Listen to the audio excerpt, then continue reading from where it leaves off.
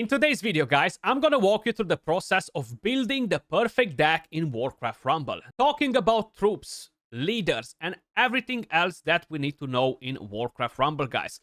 There are quite a few things that you need to know before we dive into the best troops and stuff like that, how to kind of like pick them. You have a total of 5 different families in Warcraft, guys. Right here at the very top, these are the family leaders or faction leaders, however you guys like to call them, whichever terms is more familiar to you guys. And I do think that most of them are pretty important. Some of them are extremely powerful and extremely helpful, but you can play an entire deck without even deploying a family leader. So leaving that on the side, I do think that they are important, but at the same time, I would prioritize more the actual troops that you have in your deck. You know, that's what really makes the most out of your formation, because most of these leaders are very expensive to cast, okay? Some of them cost 5 gold, some of them cost 4, some of them 3, some of them are cheaper, you know, like 2, for example, this one, which is a pretty good one. Overall, you need to get a lot of utility from them, and you need to build your team, your deck around the leader as well. So in my case, this is one of my most favorite decks right here and one of my most favorite leaders, because he is a good tank, okay? And he will be very, very helpful in most of the situations. So for example, Hogger right here, guys, will increase his speed by 35% each time he is being played, which is nice because he's gonna get to move faster.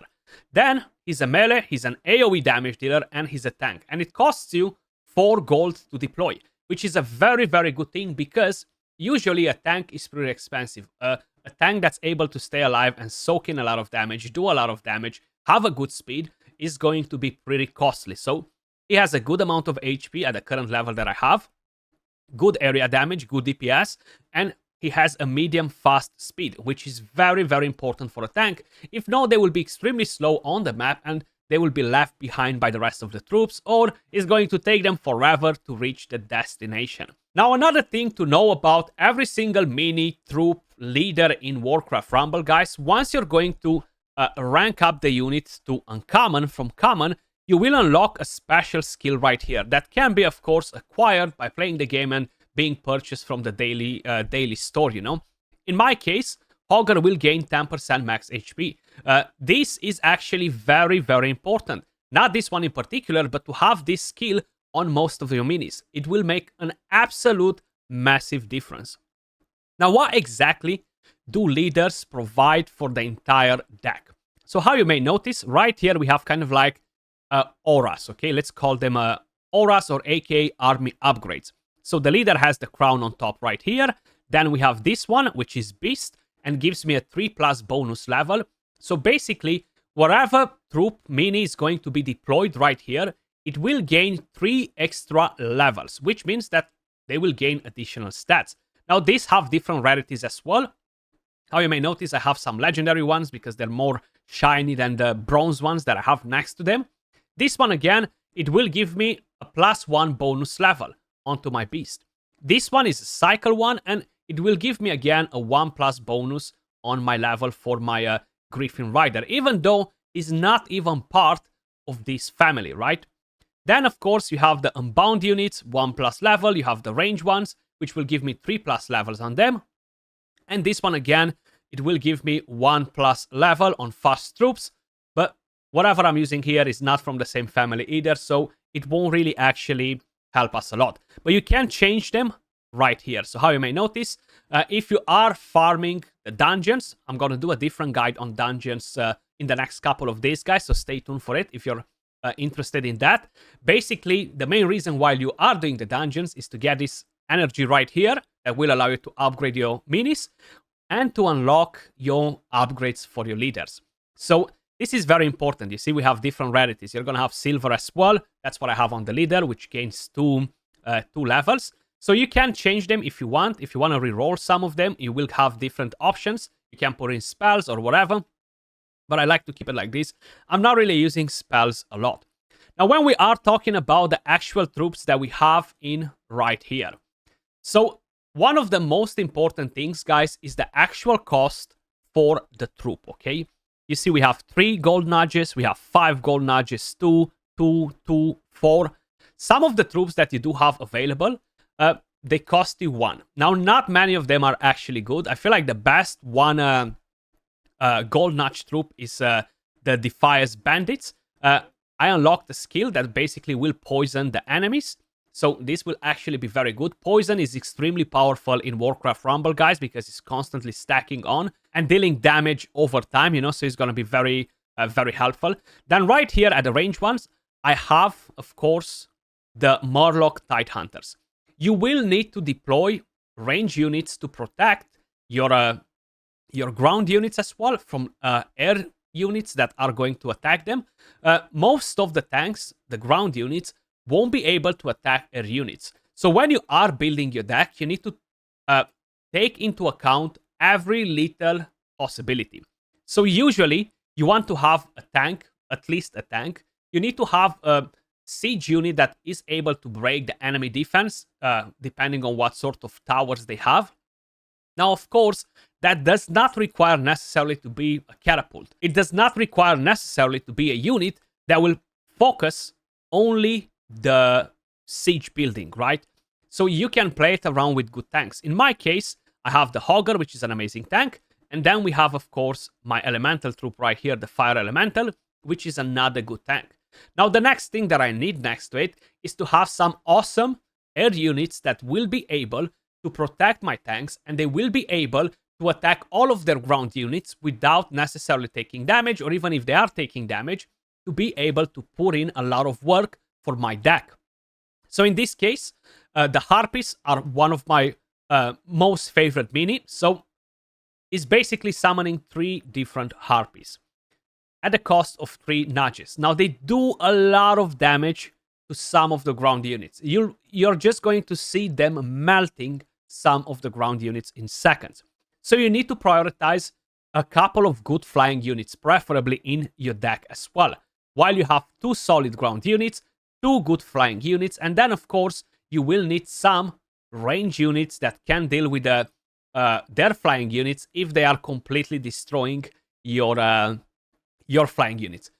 They do tend to have weaknesses here and there. So, for example, they will do a lot of damage versus flying units. They will quickly melt them down, you know, as long as they manage to actually make a move. I do have a skill on it that gives me extra range, which is actually very, very helpful, guys. So, always keep an eye for these skills. I will show you in a second from where to get them if you miss the beginner guide. Then I personally like to have a good flying unit that deals AoE damage. A lot of the times the enemy will send a lot of small troops that are just there to annoy you, like chickens, or you're gonna get some dinosaurs, some different little things that can be annoying if you don't have a good AoE, and especially if you don't have a flying AoE, right? Because they will attack your ground units ASAP. So I decided to go with the Chimera, the dragon. Chimera is actually a pretty solid troop. My main complaint about it is that it costs you 5 gold nudges, but it has good HP. It deals good damage, you know, elemental damage too, medium to fast speed, and it has 2 different heads dealing damage, which is definitely very, very helpful. And I do have a skill that has corrosive breath, dealing poison. How I mentioned, poison is very, very strong. Then I have another flying unit, which is the Griffin Rider. Now, in this slot, in my opinion, I can either play the Griffin Rider, or I could play a different range unit. You could replace this flying unit as well, or a different one of the flying units, depending on whatever characters you like, whatever is your playstyle, and whatever you like in general to play. You could replace it with a spell. Now, personally, I'm not the biggest fan of spells. This is an amazing spell, the Blizzard, but it costs you 4 gold. While it can be extremely, extremely helpful, I would rather go and summon a unit that will stay alive and deal damage for a longer duration of time, rather than just have a spell coming in for a few seconds and then it's gone, basically, you know? So, while I do think that some of the spells are awesome, I do not find them powerful enough to make every single deck, you know? I could bring in, of course, character like this one right here, Dark Spear Troll. He's gonna deal pretty good damage as well, versus flying units especially. So you can play around with that. Now, you have the next type of minis, guys, troops, which are the Unbound. These are absolutely game changing. Not only that it will allow you to distract the opponent, but you will be able to deploy them everywhere on the map, at least in PvE. In PvP, it will be a boundary around their base, and you cannot deploy them straight next to the tower, but you will be able to put them outside of the tower and reinforce either a different tank or stuff like that. But that is pretty much everything that you guys need to know about how to build your perfect deck in Warcraft Rumble. You know, to summarize it quickly, you do need to have a good tank, preferably 2. It's gonna be very, very helpful. Don't take units that are very expensive into your deck, because you're not going to be able to constantly deploy them, and the enemy will quickly overwhelm you with the troops. And you need protection for your tank. Ranged flying units is all about the way you deploy them, and having at least one unbound unit is absolutely key to success. Okay, I'm going to leave it there, and we're going to do a quick quest, guys. That's nice and easy, just to kind of like show you how everything works in practice, basically. So that's the boss right there. We see where it is. I'm going to deploy a tank, and from there on, I'm going to basically deploy some reinforcements. Now, my harpies are very fast. I don't need to quickly rush to deploy them, so I'm going to put a griffin. Then right here, I have the enemy that is attacking me. I want to make sure I'm ready to deal with this, and I'm going to put range units. I'm going to put some flying units to help me out a little bit in here. That dragon has a very strong AoE, and it can be pretty nasty if you're not controlling it. I have the unbound unit. I'm going to put it straight next to the boss. That's why the unbound units are so powerful and so helpful, because you can just deploy them right there. That boss is busy dealing with a tank, and my unbound unit is just slowly picking the HP on the enemy. So super amazing to be able to use some of the minis like this. But it's all about the way you're controlling the troops when you're deploying them, making sure you're not deploying them in the wrong box, to make sure they're following the right path, to make sure they're supporting the right troops that you have deployed. And when you are doing these quests, make sure you are always focusing on the main troops that you're using. It's very important to level up one deck that will enable you to farm to complete the heroic campaign. If you're spreading too thin and you're building way too many troops, you're not going to be able to push higher into the heroic campaign, and that will hold you back, you know. So very important to prioritize a good deck, you know. But that was all for this video. I do hope that you found it helpful, and thanks again, and I'll catch you all in the next one. Peace.